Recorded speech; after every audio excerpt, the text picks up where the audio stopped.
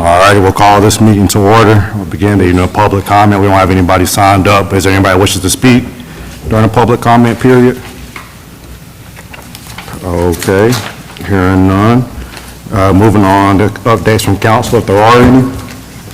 Any updates? All righty. Moving on to the consent agenda, there's a couple items on there. Any questions, comments, concerns, any item on the consent agenda? All righty, hearing none.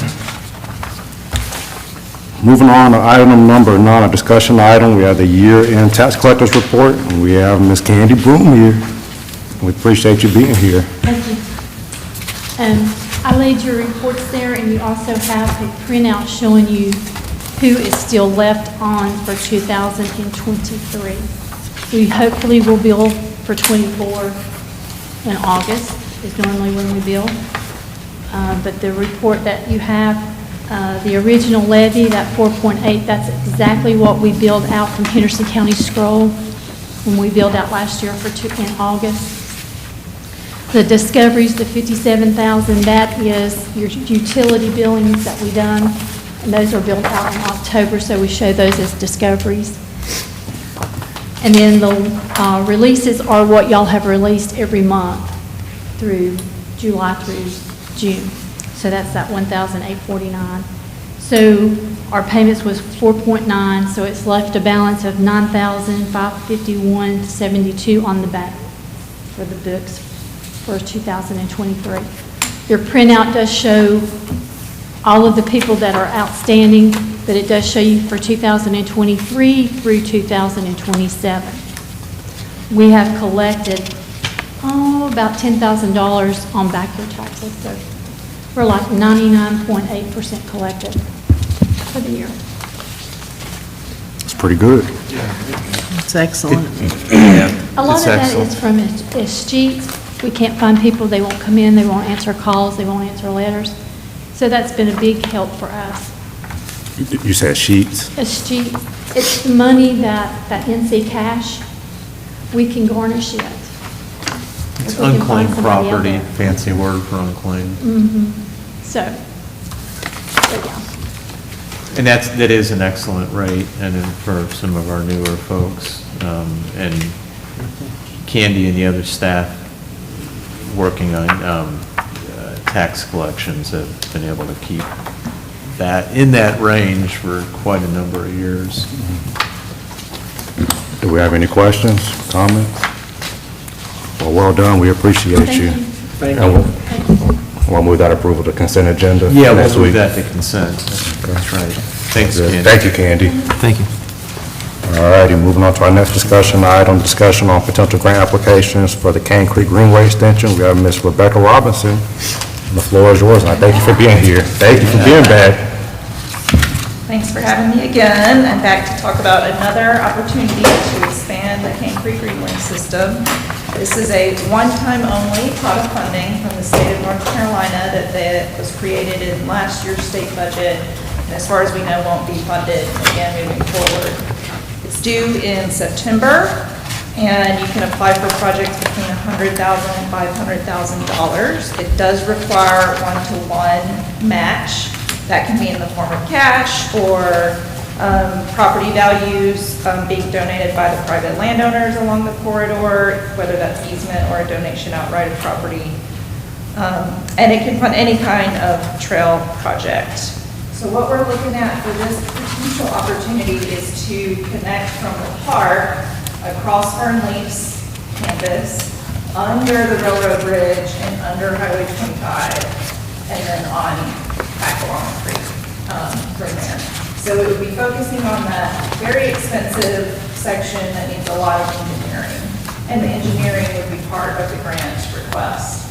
So we don't have a total grant amount because we'll have to get the engineering work done to find out the ultimate cost of construction. And Rebecca, I did put in their packet, y'all are, I know I see you paging through it, the estimate from Equinox. Right. So it's got the whole plan, and it's got, I think you knew that, but And then from 2022, that update's in there on the cost. It's pretty much at the end of your materials there. And it had soft costs, meaning no, unpaved trail, and then an estimate for paved and the bridge, should we do a bridge at some Right. point, So a that's crossing. 2022, I believe it's a few years old, so we Yeah. are likely to see some increase. On top of that, we would probably apply some percentage as a contingency to bump up that number a little bit and see what we can. I'd probably recommend not applying for a full 500,000, but something in the fours, relatively large, if the match is available to support that.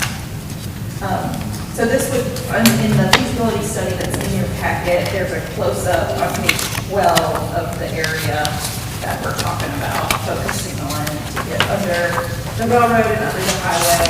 Both Hooters Southern Railroad and NCDOT were consulted as part of the feasibility study process and confirmed that it is possible to get under both the trestle and the road bridge to make that happen.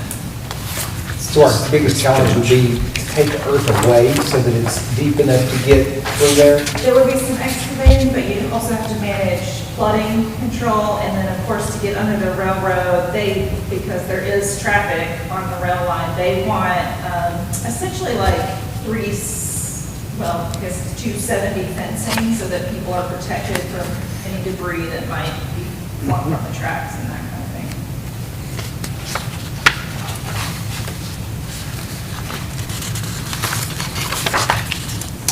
So we've got about 2 months if we want to go for this.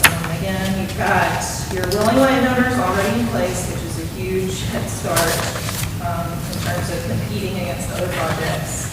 Does that count towards the one-to-one, the It could. landowner? So we're planning to get essentially trail easements from the 2 private landowners on either side, and the value of those easements would count as part of your potential match.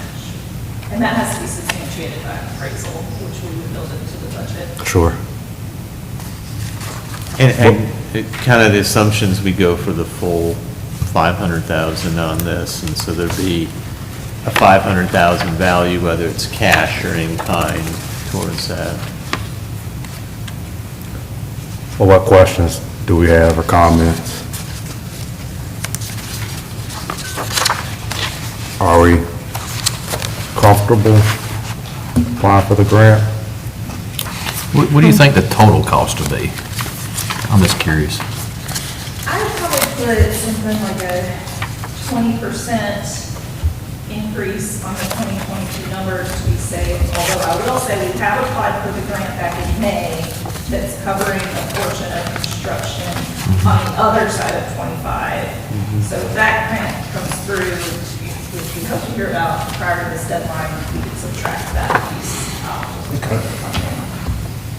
So it's a little bit of a waiting game to get our final numbers, but we'll get it firmed up for September, but we need to start working on it now if we're going to go.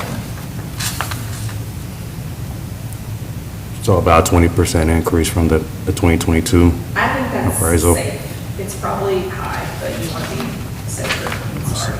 Sure. And I think Equinox, when they tried to come in high, because typically you don't want to underestimate costs on this. Of course, it gets bid.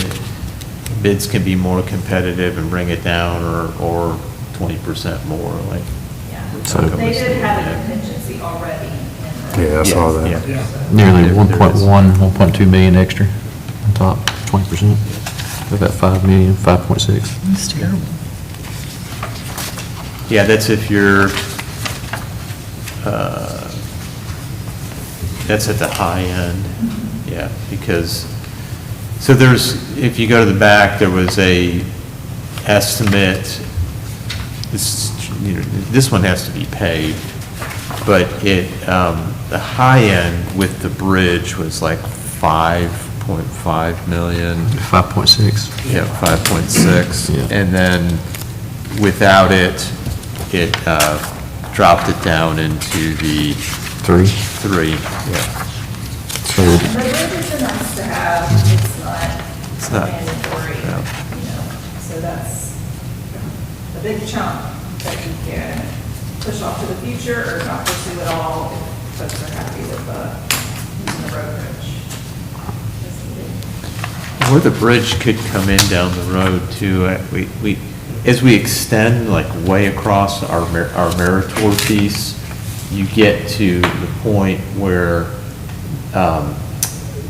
the creek that runs across the Meritor property, it comes, back and intersects with Cane Creek.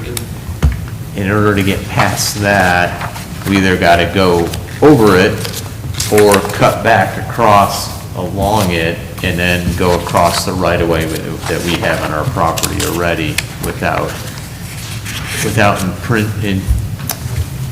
getting into the area of the conservation easement that's on there for that stream restoration project that was done.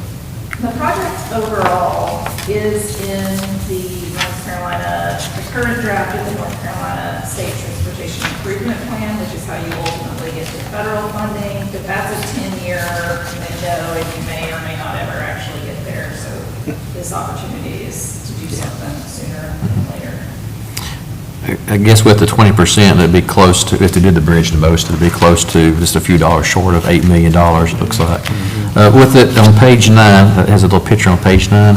If you didn't do the bridge, like Mark was saying, I'm just spitballing out loud here, that brings it down to roughly about $2 million. It has a pedestrian bridge crossing where they can walk on 25.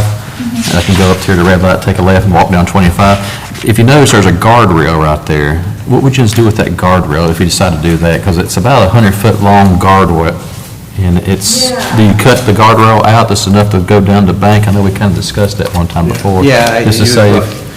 Yeah, we talked with DOT about that at the time of the feasibility study, and their recommendation was actually to shift the lanes so that you don't have a turn lane across the bridge, because you can't turn from the bridge to anything. And then you could shift the lanes of traffic in and make the sidewalk actually wider on one side of the bridge. That's something they've done up in Franklin County, so that it's more room for people to walk and bike across the bridge. And then you cut the Guardrail?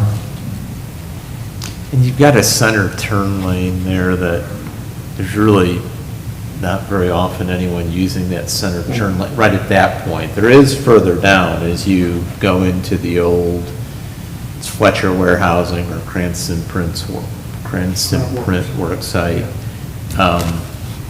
So that's probably a better place than if they had to come in.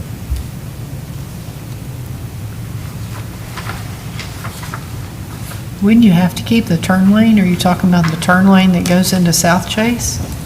No, I'm talking about the center turn lane on Highway 25. Yeah, that runs from Cranston to South Chase? Yes, but where this You're going crossing further up? you're Okay. further south of the entrance to South The Chester. bridge, there's a turn lane right there.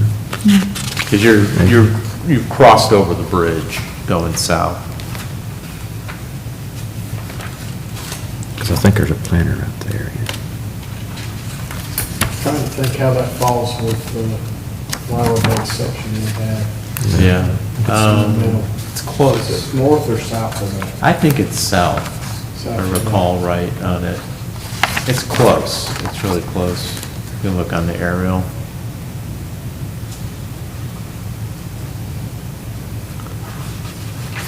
And, this is another important Oh, piece. there's the This isn't picture. gonna get it all the way to There's a picture. across the town, There's some trees Meritor goes right property, and getting it closer to the And they're just interstate. talking about this. But There's a it's fire one pit. step closer. And I know Rebecca talked about the long-term plans with bike ped, with federal. I really think our lobbying with our legislators is going to be important on this at the state level, not so much, I mean, it can help at the federal, but most of the federal stuff is the monies that's going through the MPO, and then a lot of that's already, well, either sparse because it's tied up in other projects, or there's not a lot of new funding coming in, and it's far out. but there has been a better interest or taste for greenway funding by state legislators. I mean, and it's borne out because they've been funding other projects, so. And this grant is made possible by the General Assembly's budget, right? It was funded in there, and this is the first year of this grant? Yeah, it's the first year, so 2023 was the year of the trail in North Carolina, and they created several new funding opportunities, including this one, but it's only funded for this year. So in the coming years, this might not be available, or for sure will not be available? Nobody knows. It's Nobody knows possible. yet, so it depends on our legislators, yeah. Yeah.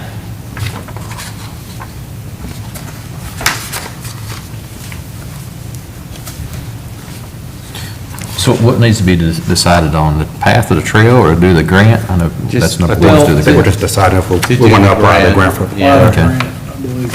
which I think we should. I mean, this is only going to get more expensive, and this is an opportunity to go ahead and get this done, something that our residents overwhelmingly want. It's incremental in the scheme of things, but it's an important step forward to actually starting it, making it happen.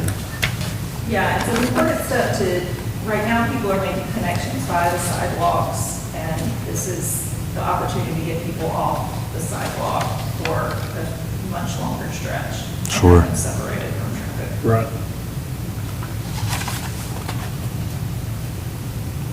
Well, I'm comfortable with us applying for the grant. I'll say that.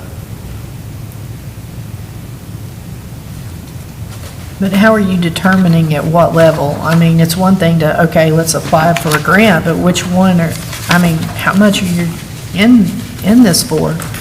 I mean, it looks like we have 3 options at least.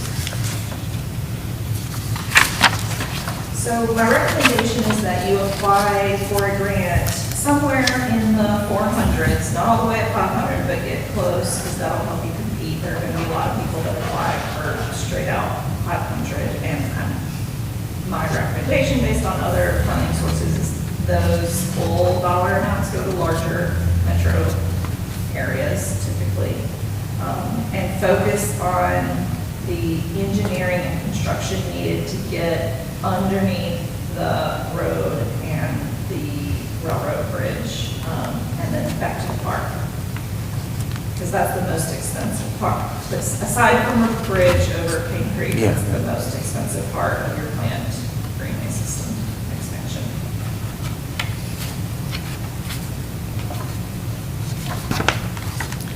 And the path is pretty straightforward. There's not a lot of options of ways you can go, short of building a bridge somewhere else and getting to the other side. And then it's the same thing. You're building something parallel to the creek.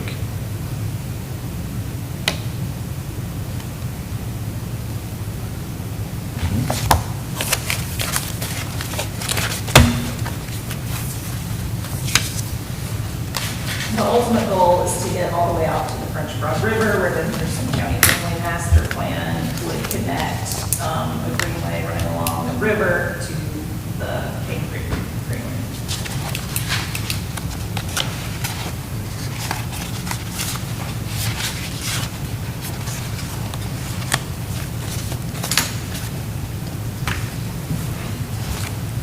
And we're in a good financial place to do this. We are. Very.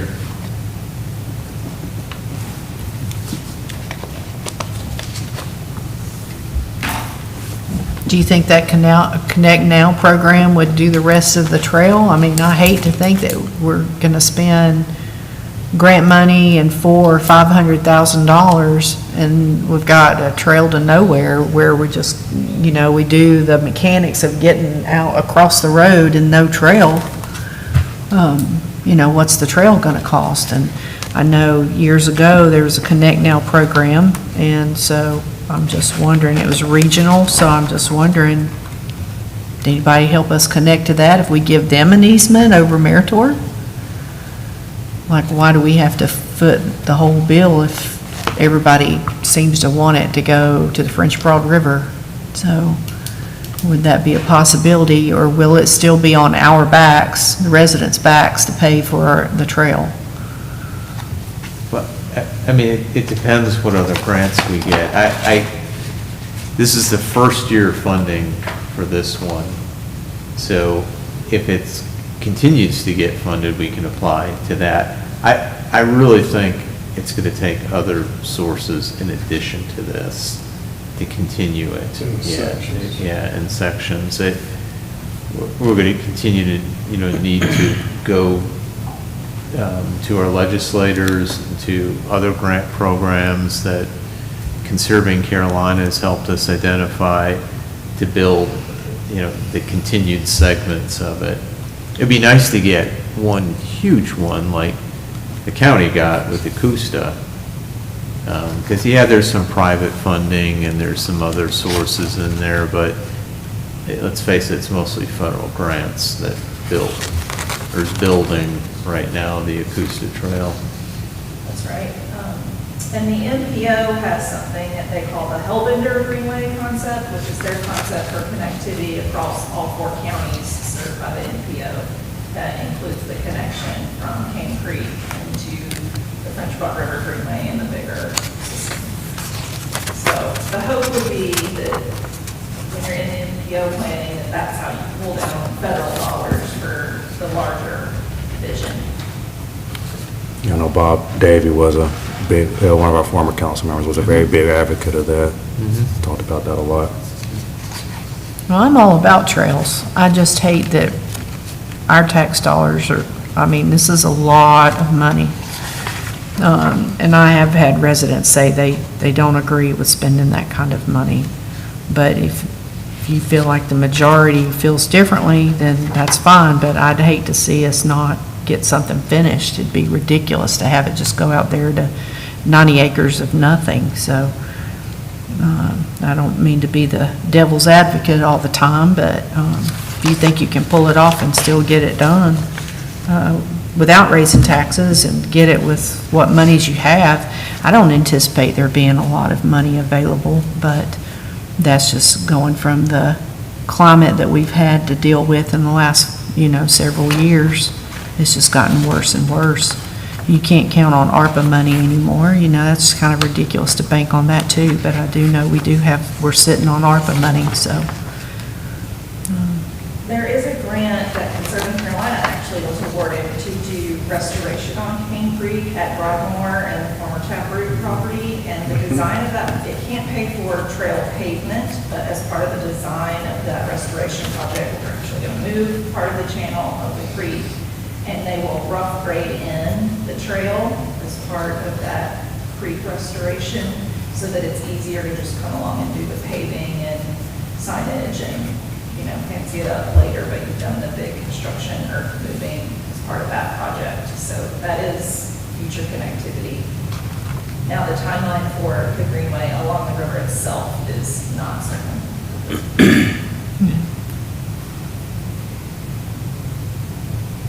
Okay. That sounds good. What are some of the future plans for the Meritor properties? Are they going to have can you put ball fields out there later on, or? Something to supplement. Yeah, this other thing, like Sheila was saying, just go out there and just come right back type thing. You're spending 8 to. We never had a plan for ball fields. We did have one big plan at one point, and it got really blown out of proportion on the cost analysis, and that's why we got cold feet and backed off of that. But it was going to be like a band or concert area, and we had talked about some more walkways around the creek. And of course, there's been times we've talked about soccer, just some different things like that. I would love to see an adventure park like Catawba Park has. Some of that isn't very expensive, like sand-type courts for volleyball, and where they have trails and zip line, and also like the tree houses and stuff that they can, people can climb all through and everything. Catawba Park's got a really good setup, but we didn't talk about any more ball fields per se. But in that area, that stuff like that can happen in the future, what you're saying? Is it in the floodplains, I guess? And Oh, yeah, there's a lot of floodplain. Yeah, like, as Sheila was mentioning, and it was probably, man, 7, 8 years ago, maybe 6, that we did the, It's been a while. yeah, that we did the, there's been 2 park master plans on there, and we did an update to the park master plan, and it had additional playground area, a splash pad, shelter, like Okay. bandstand type area, walkways that went through the floodplain and some of the wetlands. You 'cause said like we a have shed, you wetland talking about like issues. an amphitheater where they do? Yeah, a concert? it was all kinds of things in there, and it was quite costly, and it was either we, at that point, because our reserves weren't as good then, and I'm not saying council was close, and Sheila, correct me if I'm wrong, I don't think we were close to making any decisions as far as appropriations from fund balance, but it was basically, we can do some of these things, and they were pretty grand, but it would require financing. And staff ran estimates, like doing a bond issuance, and we did a lot of kind of what-ifs on it, and then council decided to kind of step back from it. There was also some concerns about, if we build a lot of park facility out there, kind of who benefits from it?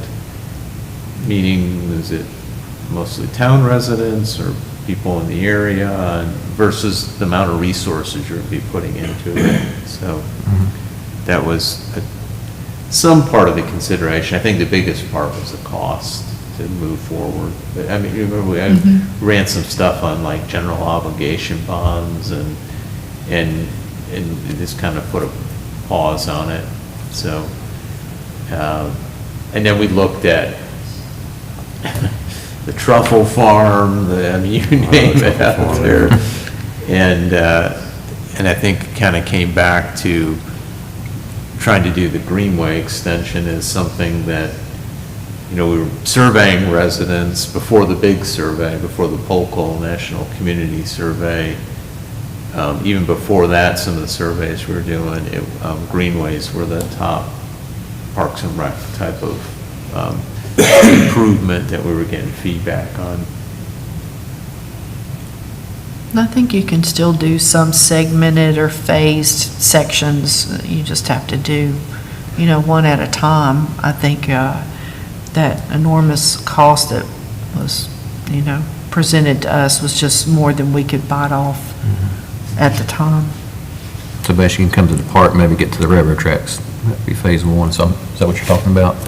From the park to the railroad tracks right Yeah. there, that'd be phase 1, and then later on, Yeah. money allowed, about financing, start going into the actual property itself.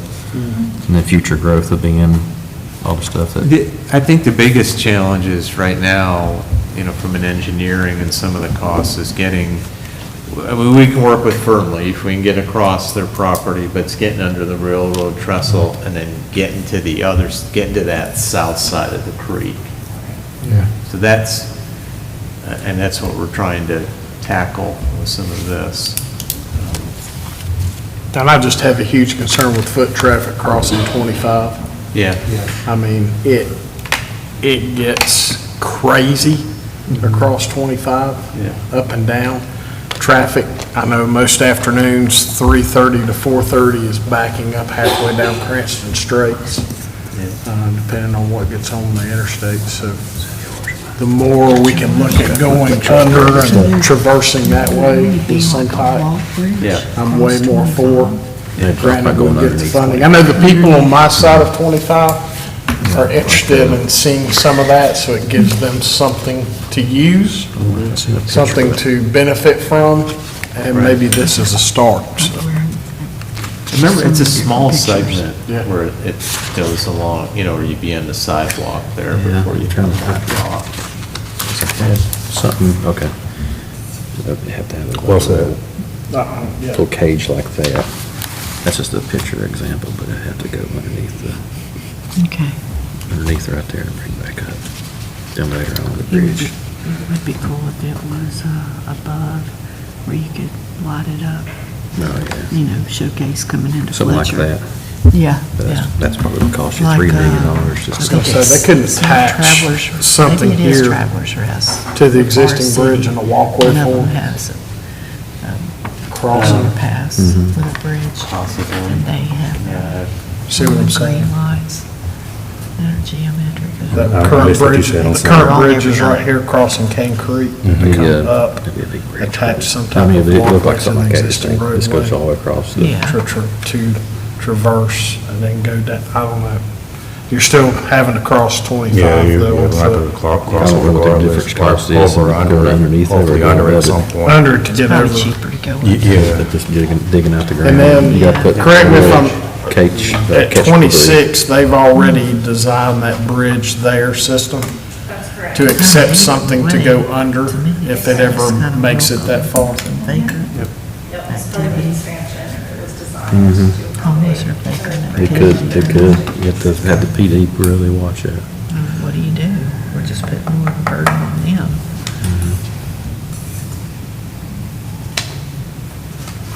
I guess it'll look like that. Okay. What other questions do we have? I think I asked you this last time, there's no minimum on the length of our trail on that. How about Sheila, I hate to just have a short trail and just go across the creek and stub out, and Yeah. we run out of money and nothing's there. Because it's going to be nothing's used done. immediately. Would Yeah. it be more appropriate for us to spend money taking our trails the other direction to upgrading our greenway type areas, fixing that trail or doing that?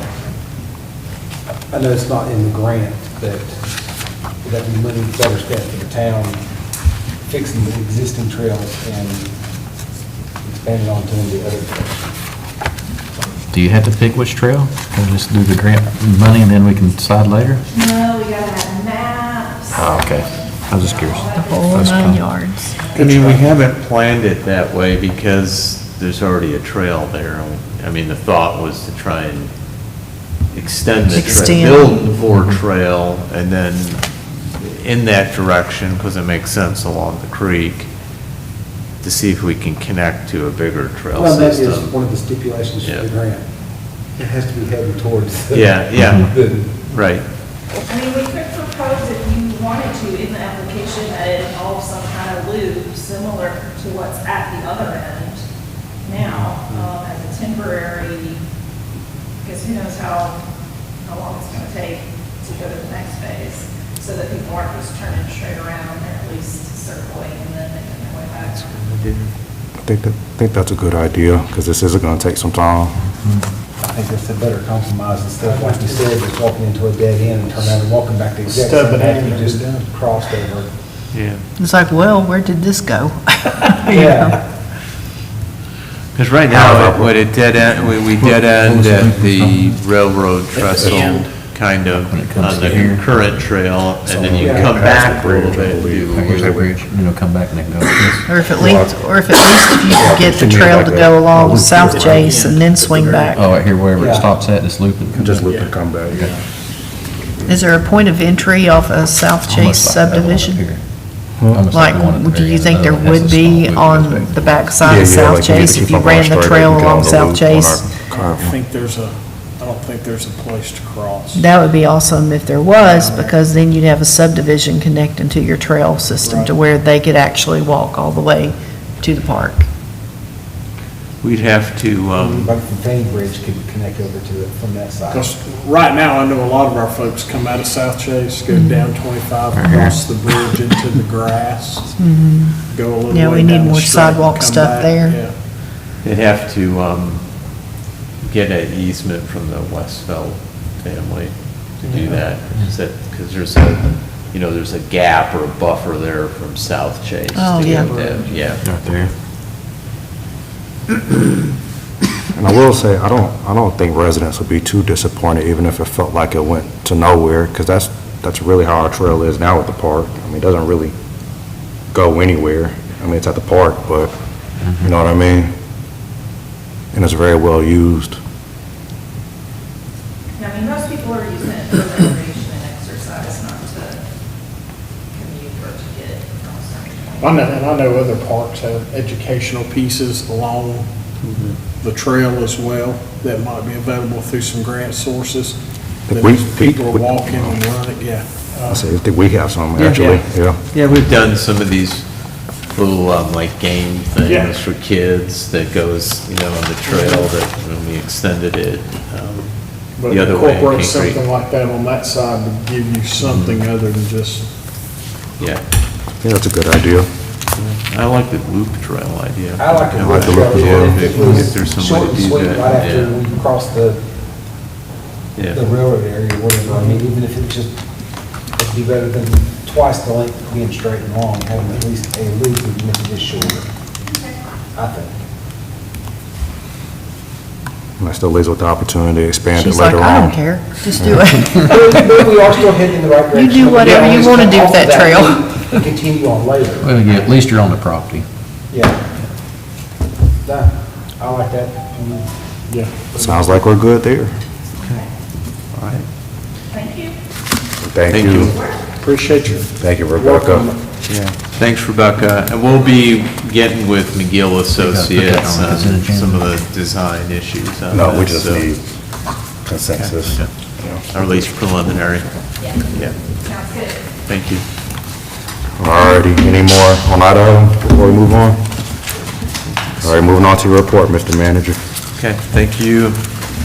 Just a few things.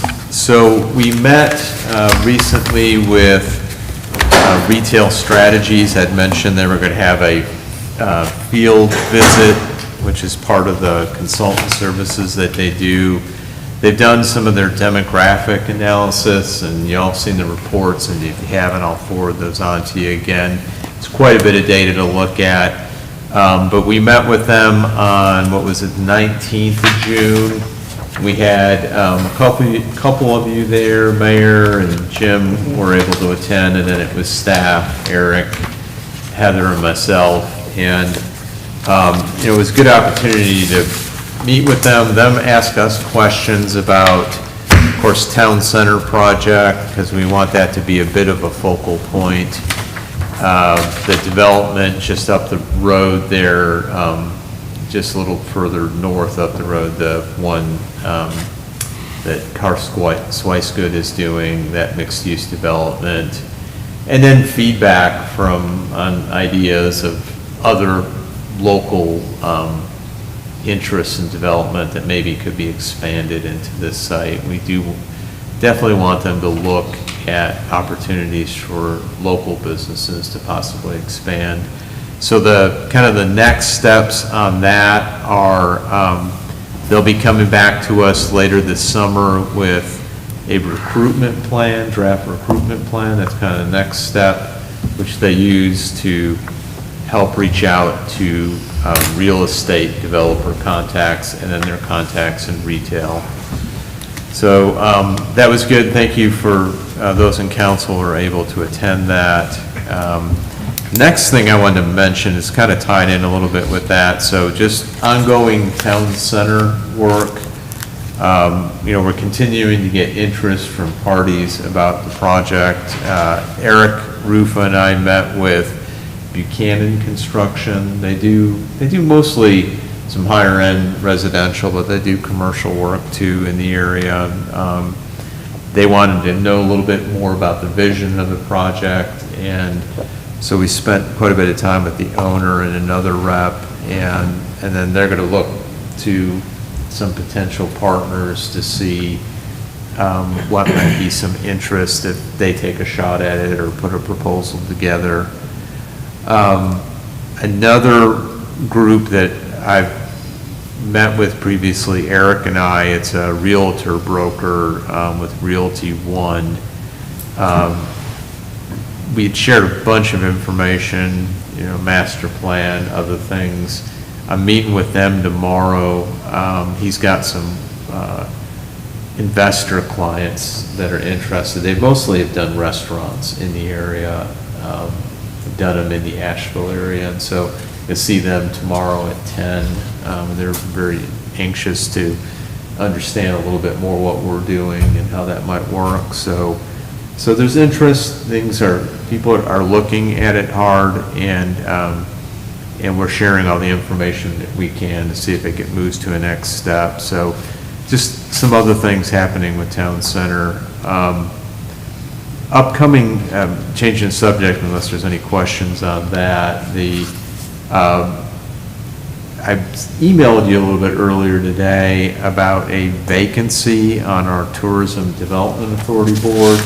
So we've had Jeremy Weber, who's been serving on there, and Jeremy has to come off as our rep on the Tourism Development Authority Board because he's affiliated with Blue Ghost Brewing, which is closing, and they officially close on July the 7th.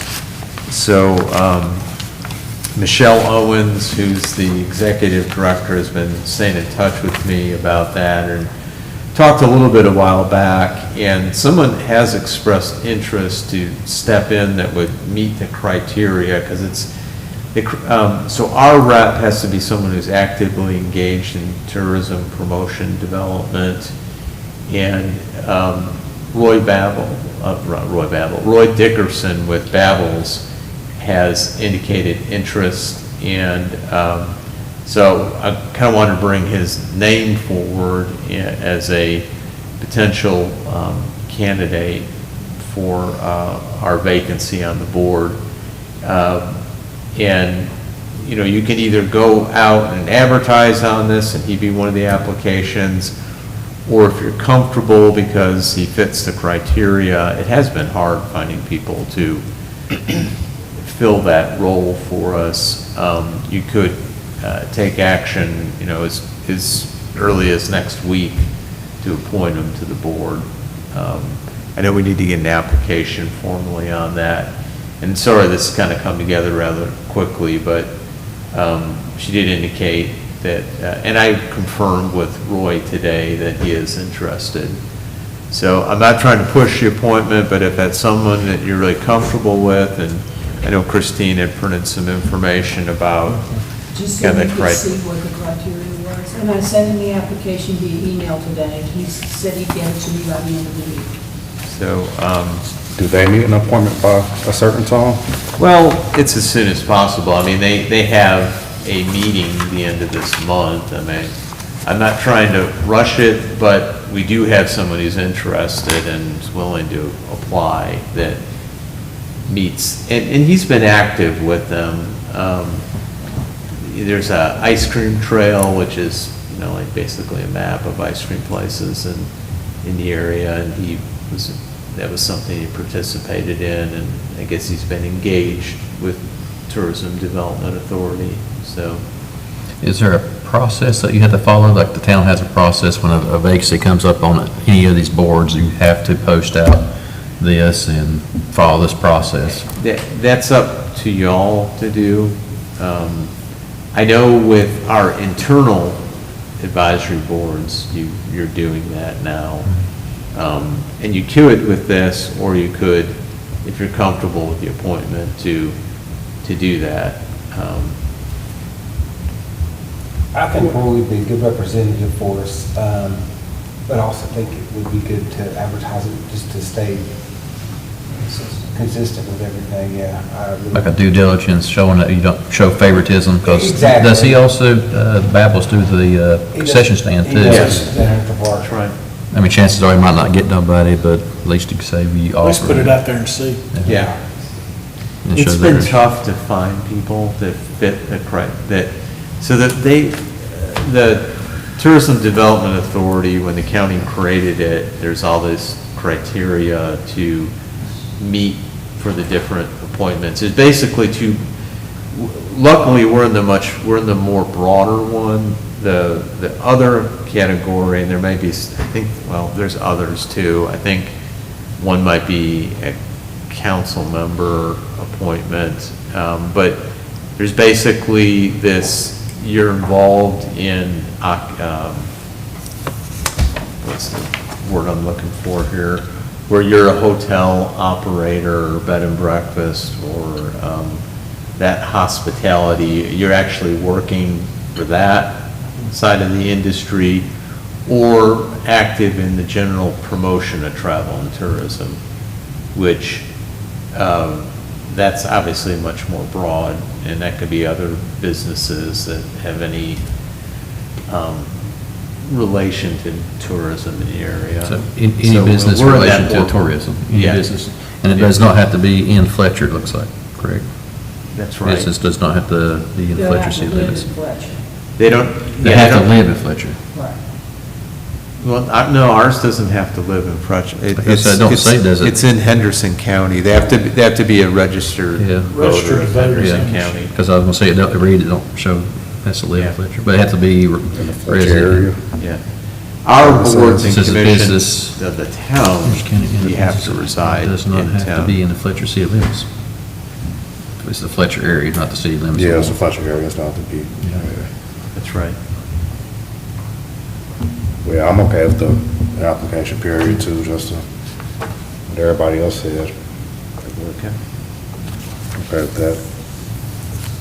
All right. How- And then just, Are we going, I'm sorry, we're gonna follow it the same way that we do it with our internal applications, like the same time frame and everything? I think it's 30 days we've been running think it. so. Is We're that gonna do right? everything the same? Christine? Okay. Yep.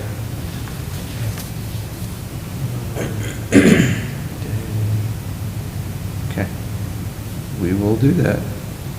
And the last thing, I emailed you all about the latest from Crown Castle on the facility or node that they were looking at placing near Windsor Forest, either on Fanning Bridge Road or in the development. They were trying to stay out of the development. And so the latest from Ann Brooks with Crown Castle is that and I emailed you the map, they're moving it all the way actually outside of our jurisdiction. It was at the north side of that map, and it's near Highway 25 or Hendersonville Road and Airport Road. So kind of coming up to that Airport Road, Sweeten Creek, thank you.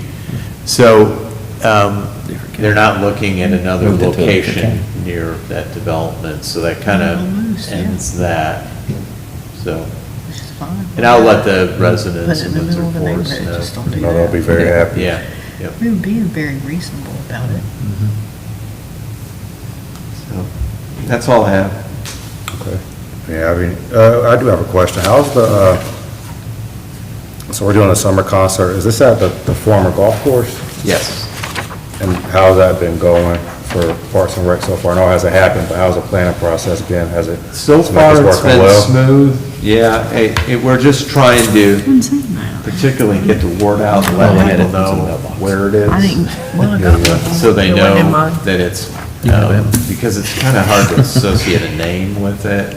And, I mean, a lot of people know it is the former Southern Tee golf course, but it hasn't been that for quite a few years. So Charlie Ball purchased it, and he's had a lot of different ideas, but he's done some events on it, has kind of a general permit to do event type of activities. Excuse me. How did that transpire? I mean, that's pretty cool. I wondered if maybe they Y'all would had be, suggested it, Yeah. about doing a concert over there, that's how Yeah. it came about, yeah. but I mean, So- who reached out? Did Greg or did you or? Well, Greg and I reached out to him, and it was back during the discussion about courts, about where to do the courts, Yeah. and, or expanding them. And then, someone had mentioned about, well, maybe do a concert over there, and so this is a trial to see if it works, if I think people it'd are be great. interested and want to do that over there, and if hopefully we have some success with the first one, and maybe even try some different bands, because we're kind of doing the same bands that we always do, and they're good bands, but maybe something different next year. So, that's how it happened. That property back there it used to be just a golf course, didn't you used to have a shooting No. place? No, there? not I think that it was- part. That's over, yeah. Okay. Off of, Jackson Road. yes. Okay. That's a big tract of property. So what are they doing with the property now, just letting it sit? He's had ideas for all kinds of things. I think some of it's been farmed, or he's let the grass grow up for hay.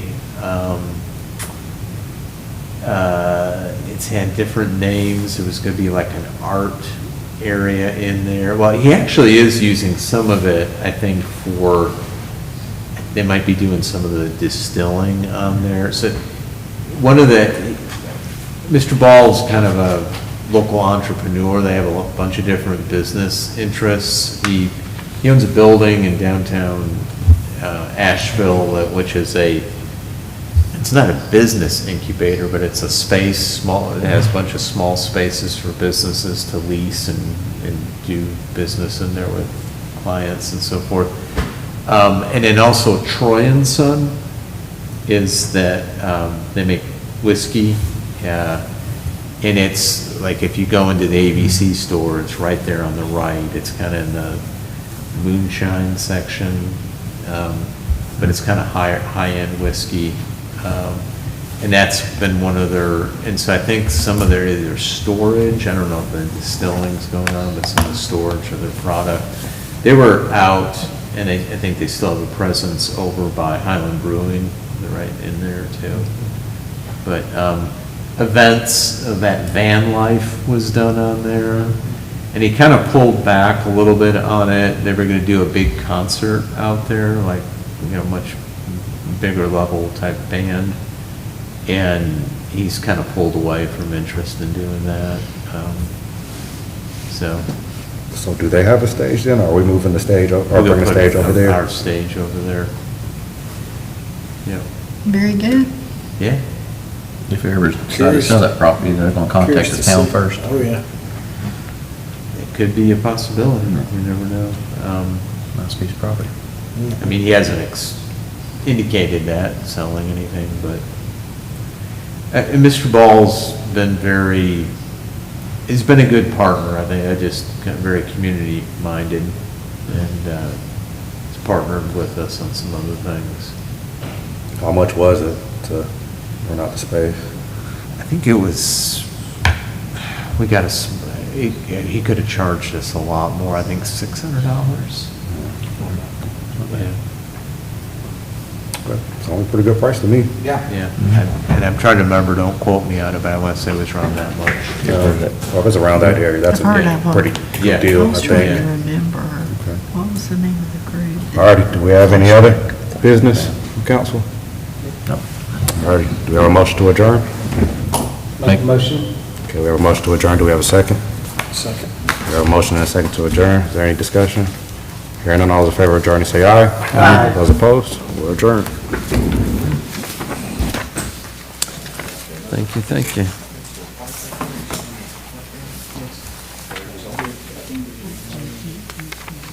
How you doing?